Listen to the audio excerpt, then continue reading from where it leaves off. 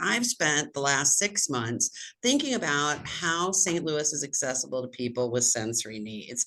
It's through some various projects I've been involved in. I started doing a little study and looked to see what's out there for people. And I was pleasantly surprised. I mean, we still have work to do, folks, but there has been a dramatic change in the last few years at people in our community, cultural institutions and businesses, taking responsibility to create spaces that give people who are neurodivergent a break, a space where they can recenter, where they can calm their senses or activate them if they're underwhelmed, and have that moment to themselves. And what I learned was that there was an amazing company, not located in St. Louis, but working with a lot of our larger institutions in St. Louis to make those spaces happen. And that's Culture City. So they're here today to tell us all about the work that they do, which is way broader than I realized. So I'm going to learn a lot today as well. So welcome, Meg. Will you tell everybody a little bit about yourself and then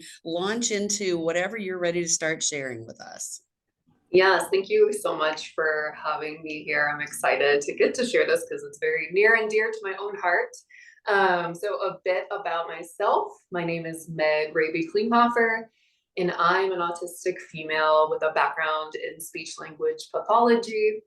I'm a children's author and a writer for a parenting platform called Scary Mommy. And then I work full time passionately for Culture City, where we make places and spaces sensory inclusive for the 1 in 4 kids and adults that have a sensory processing challenge or need. And before we dive into the work that we and our partners do together, like in the realm of sensory processing and sensory inclusion, I just wanted to let you know that I was born and raised in St. Louis. And so I'm forever an Emo's Pizza fan, a Cardinals fan. And then every time I go back to St. Louis to visit my sister there, I hang out at Forest Park like the whole day, like at least a whole day, because I love St. Louis. I have a St. Louis pride. So it's especially special to be here. So as was mentioned, St. Louis is truly like a beacon in the realm of sensory inclusion with Culture City. So presently there are 17 venues and counting that are certified in sensory inclusion with us. And I just wanted to name a few of them. I think there's at least I pulled up 13 of the 17 so far, but the Clayton Police Department is one of them. And the Washington University Police Department is another one. So you might be thinking like, what does that mean? And that means that first responders are trained in what it means to have a sensory processing challenge or difference, and then how to work and communicate with the different residents in the St. Louis area to get them back to a place of homeostasis, or what we call regulation in the body.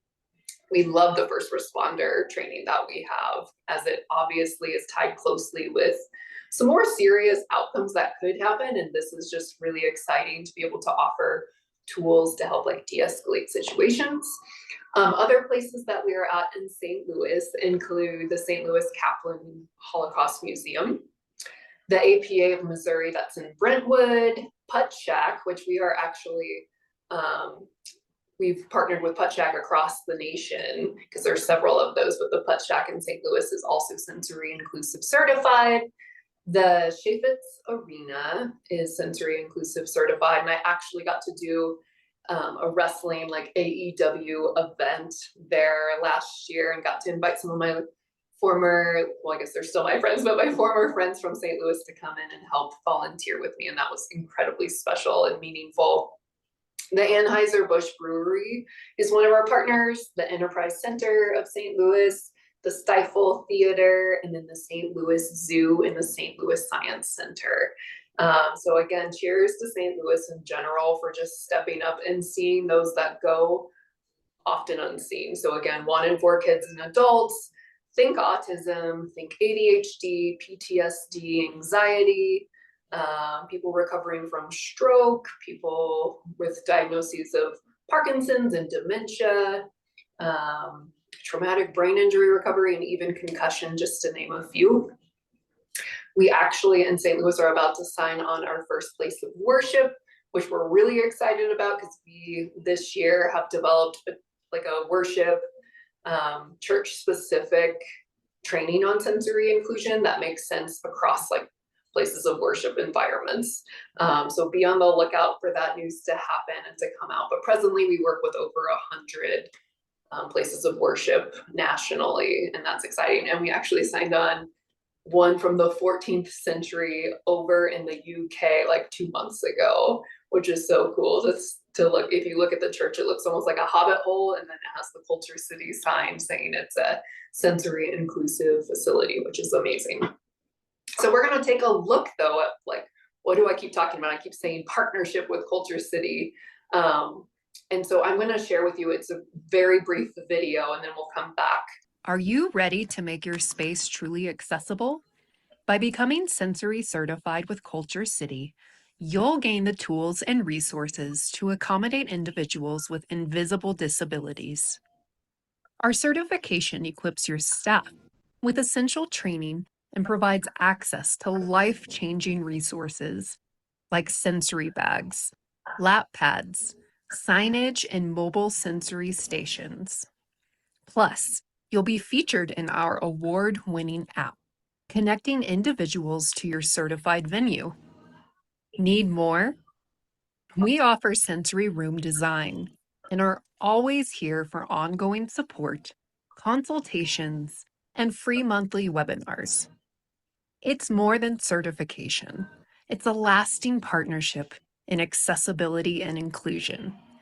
Get certified today with Culture City. If you are interested in becoming sensory inclusive certified with us, you will simply email support@culturecity.org.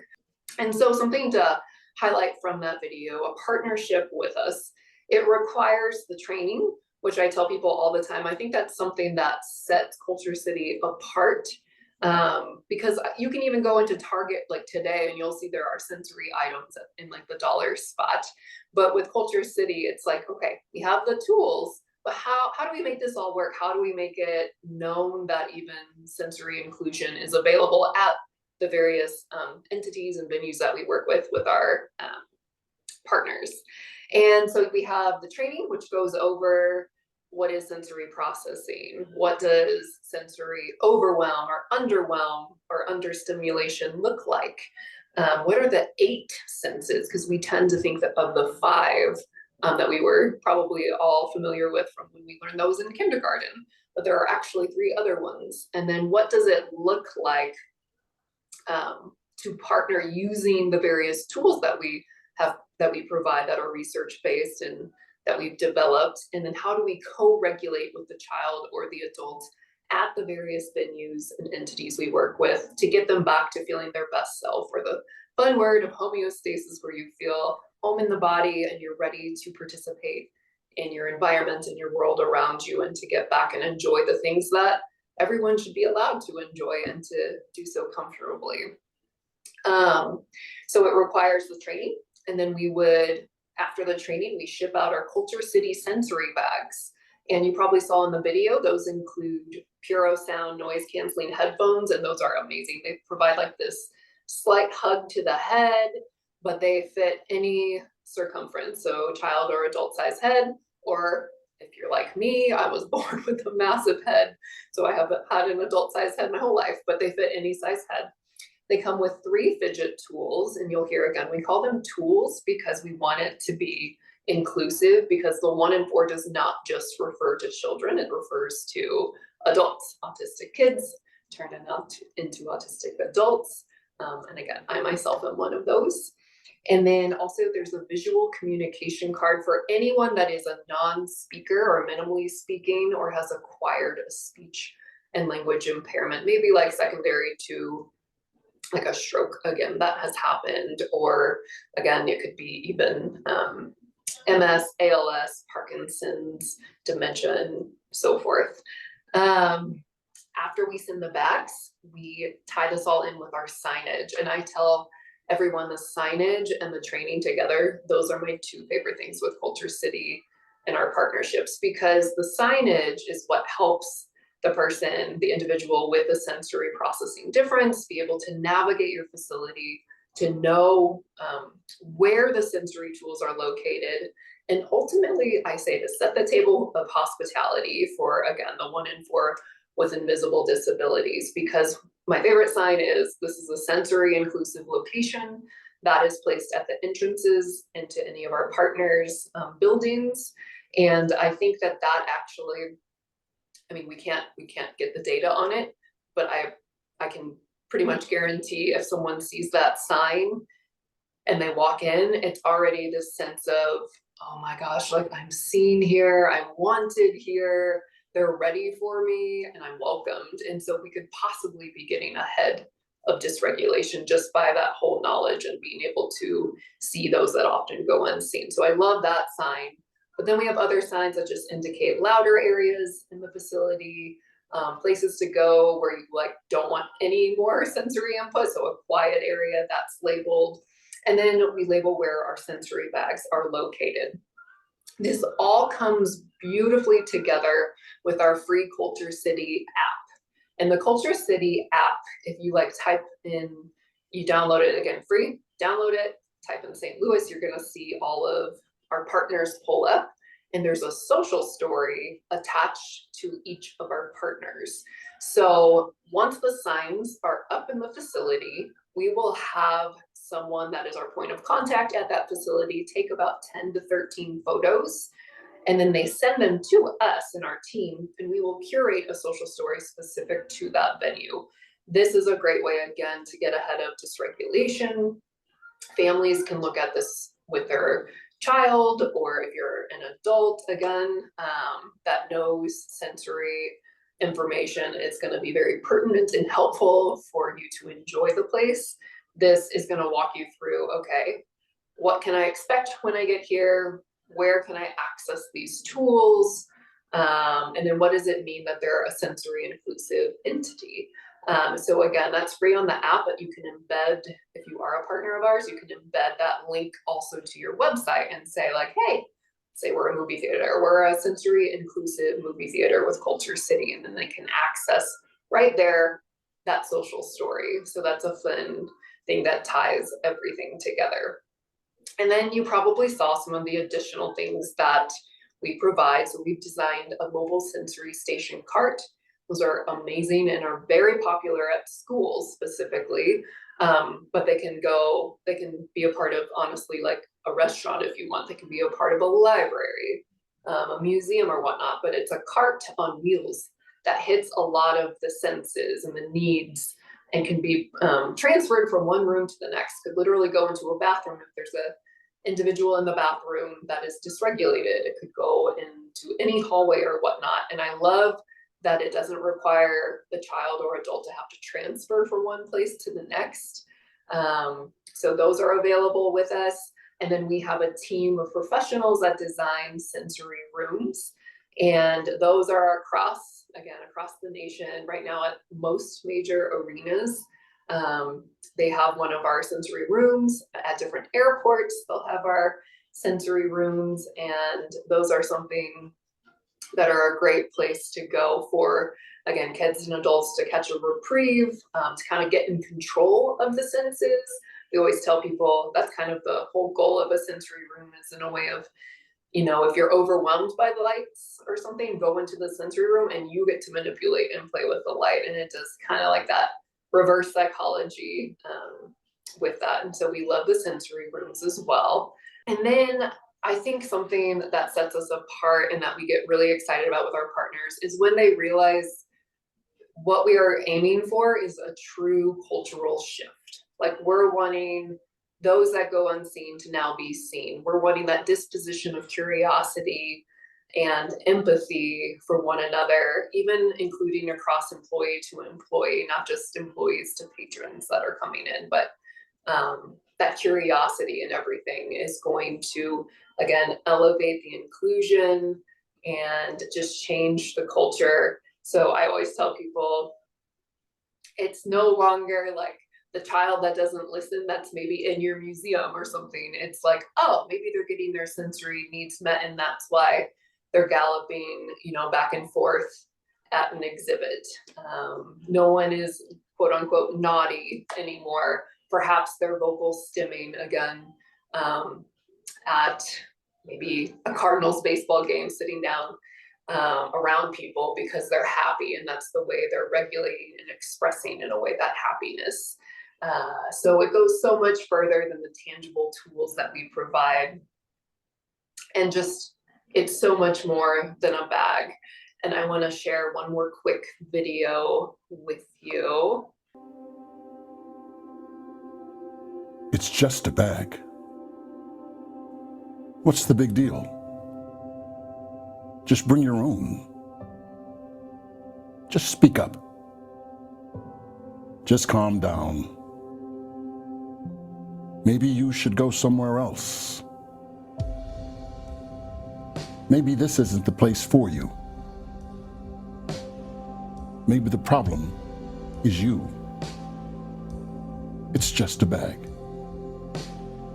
But to 1 in 4 people with invisible disabilities, to their families and their loved ones, it's more. It's ears if you can't hear through the noise. It's a voice if you can't be heard. It's an anchor holding you fast in a wild storm. It's a door opened after so many have been slammed shut. It's a declaration. Your family is welcome here. You are welcome here. Because you are not a disability. You are not a problem to solve. You are human, so you are a miracle. And you deserve to sing out loud, to shake the stands, to share a passion. You deserve to be safe, to be joyful, to be celebrated. You deserve to experience community, delight, wonder. You deserve to be here. It's just a bag, but it is so much more. Culture City. We make the nevers possible. Yeah, that was a great video. And I can't tell you how many times families have said to me, we just don't go.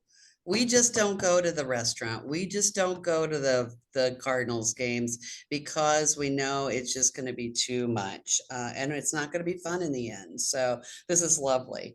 I want to get into these questions because I don't want to be rude about your time. And there are a lot of people wanting to know a lot of things. So I want to talk just a little bit about the certification. You gave a really good description about that. Once somebody is certified, does that necessarily mean they have a physical space, or does that mean that they have the training and the bags that will be helpful to people? That's a great question. So we have developed a variety of trainings, again, specific to the entity. So we have a venue training, we have a first responder training, we have a training for schools, a training for places of worship, hospital setting. We're about to release one for restaurants. Every year we require at least 50% of staff and volunteers to take that training. For first responders, we up that to 90% just because you're dealing with more serious situations. And then, so you get the training with the certification. We do it yearly too. You have to hit that again every year, and we update it based on science and best practices. And then the field work we ourselves as a team are doing out and about at the various activations that we're at.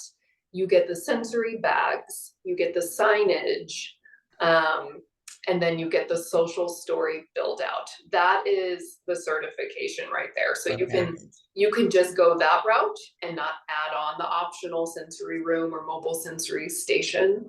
But that is what is included in the certification. And I don't know if you're able to talk about cost here, if that's all available on the website. I can tell you. Yeah, is there a price per number of employees or size of venue? How does that work? Yes, it is. It's kind of both. So I'll just say like a typical partner of ours pays like $750 for the first year and then $500 for following years. And we do monthly webinars that I think was mentioned in the video. They're live, but if you need to access them at a later time because you can't attend, we can do that. We do ongoing consultations. We're doing the ongoing training. If you lose something in a sensory bag, we're here for you to just replace that item so you don't have to buy a whole new bag.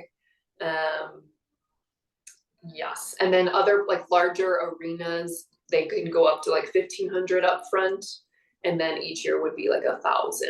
And then if you're teeny tiny, like less than 10, then it's like $250 each year. So those are, it's very, we want this everywhere, so we want to make it very affordable.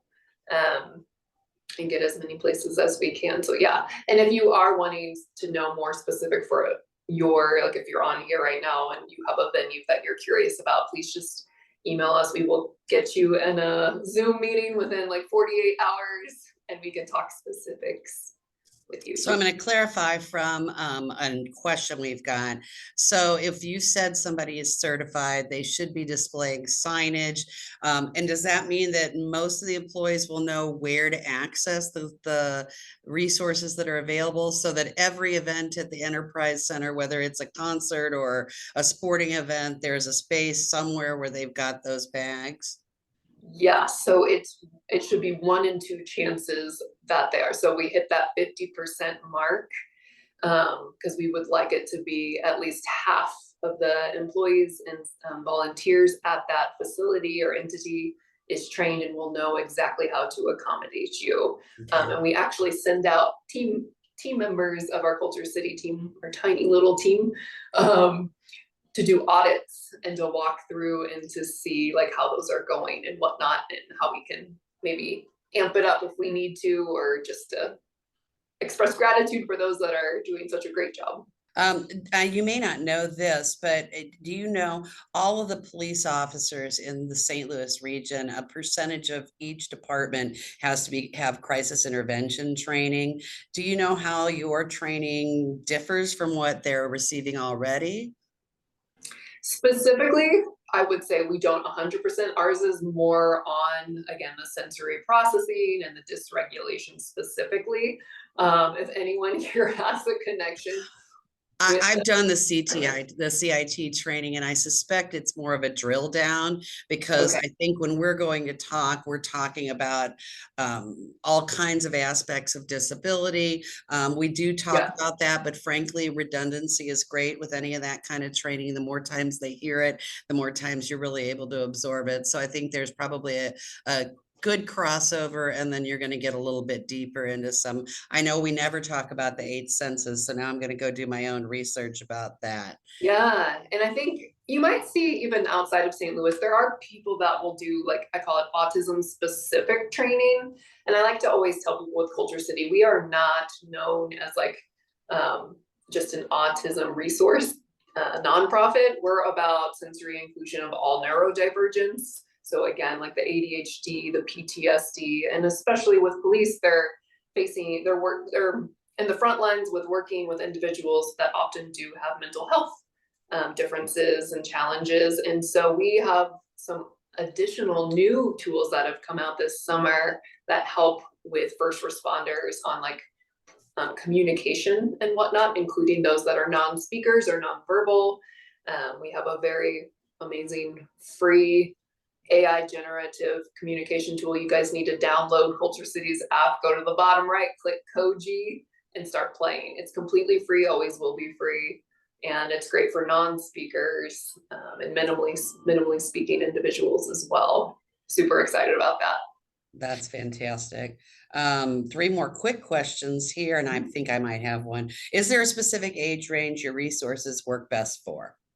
Yes, we're trying to kind of actually like break through this because we do know most people tend to think of children, and we think children are absolutely so important. But again, adults just as much. We work at so many adult activations. So again, like AEW wrestling, I promise you the amount of vets that come there and share their story They're so grateful to be there and to be able to be seen again for the first time. And like, we want, like we would say, all ages, babies to 120-year-olds, like it's for everyone. And I've been to two local businesses here recently in St. Louis, Ameren and Bear, that both have resilience quiet rooms for their employees. And I think what you're describing is putting something in place that may not initially be seen as something for everyone, but I think people are going to be surprised how many people benefit from it, because frankly, if y'all are in the airport, I get overstimulated in the airport. If I've got time, I might take a breather there because I just need that moment of peace. So I think a lot of us can benefit from the things that you're putting in place, which is really cool. I want to ask this question because I think it's really interesting. We have a question about FEMA and the Red Cross with all the hurricanes that are going on. Have you engaged with any emergency systems like that, and people that are displaced in shelters because of hurricanes? I love that question too. So some of my teammates, like who specifically work with our partners that are in like North Carolina, I think South Carolina and Georgia specifically, have reached out, and we're just trying to, be there for them in whatever capacity they need, be that if they need sensory bags to be shipped out right now. So we're doing that kind of an initiative right now, but we also, this is super cool, we have a disaster specific training that is going to come out. And one of our co-founders, her name's Dr. Michelle Kong. She kind of headed that up and got us this amazing grant in order to be able to create this training. Because again, a lot of people that before a disaster have never even known they've had a sensory processing challenge, throw them into a high stress situation, and a lot of new people are experiencing for the first time sensory overwhelm. So that is a specific thing that is about to be released. And we're really excited to have that available for like schools too, with all of the both natural and just more challenging happenings that can happen in a school environment as well. This question is interesting. It's for places of worship. You mentioned the facility is certified. Does that include the programs and services that they might offer anywhere? And I assume that it is involved in the staff training, that having that training allows them to deliver this kind of welcome support anywhere. Yeah, so you're saying I guess for some worship services, not everything happens in the building. So if a business is trained, do they take it out with them wherever they go? Yes, as long as it is like within like who you are as a place of worship or as a business, you can take it with you, because if it's the same staff and volunteers that are trained, yes, please bring it with you. And I will tell you something very cool with places of worship is that we've seen some of them open it up to the whole, like either the guests and the regulars that all come in. They're not a part of having to, it's not mandatory that they take it, but you will see the more people that know this information, the more the inclusion goes up. It's been really exciting to see that happening. And it's like across denominations, across religions and everything. So it's been really neat to see how impactful that is. I do want to give a shout out because for a number of years now, we've had a mom-run local organization called Synapsery that's really specifically engaged with a lot of our local churches in creating physical spaces in the churches, and they also have sensory bags. So that's another local resource, families out there.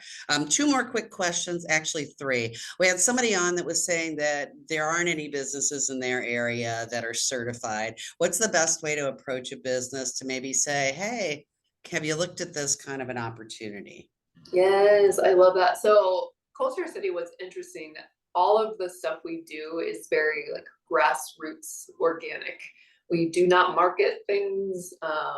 It is usually word of mouth, and it is usually a passionate individual or family that just goes in and says, hey, like that happened with Coldplay. It was like a family that was like, we would love to go to a Coldplay concert, and now we're on our 3rd year on their world tour. So it really just means stepping into the place where you want to see the sensory inclusion and letting them know there's a nonprofit called Culture City. And they have all the resources you would need. It's a very quick and streamlined process, and it doesn't cost hardly anything. Can we make this happen? Because it has big impact, and it's especially stressed that it's 1 in 4. Because I think a lot of times, again, people will tend to think of, oh, well, I know that one person that comes that's autistic, and I'll be like, no. It's like in your space right now, 25% would benefit from this. We're going to wrap up with kind of a marketing thing. So when your business gets certified, do you help them figure out how to promote that they've got this certification? Do you give them something to put on their website and talk to them about how to display the signs and all that kind of good stuff? Absolutely. We have lots of connections for like press releases. Again, the signage is key. And so I know, for example, too, like we're about to open up, I won't state which airport, but this airport is going to be putting it on all their TV monitors and rolling like, this place is inclusive with Culture City. You can find the sensory rooms. There's going to be 3 there. You can find them here, here, and here. You can find sensory bags here, here, and here. So that is one of the ways in which we will help promote. We will figure out what works best for your restaurant, for your library, and we can go from there. And we definitely are there for helping out figure out like where's the best quiet space, where is the best place to house the sensory bags, and to set up the signage and whatnot. And our goal is to be honestly everywhere. Like we call it, like you see the divots on the sidewalk for those that use wheelchairs. We don't expect that specific sidewalk to be used every single day by someone that uses a wheelchair, but we want them still to know, well, if you want to go there, the world is set up for you. So the more we can have people kind of that are like-minded and passionate about this, just speak up to these different places and bring us in, the better, because we are very much like, it takes teamwork, it takes togetherness for all of this to really work. Well, I'll tell you what, I can see it happening. So I went to a music festival, actually 2 music festivals in September, and they both had spaces. So it's nice. Now, I think there's another level which you're providing, which is the training to understand what it means. So I appreciated hearing about that from you today. It's so important. So thanks again, everybody. Thank you, Meg. Thank you so much. It's been very fun. Thank you.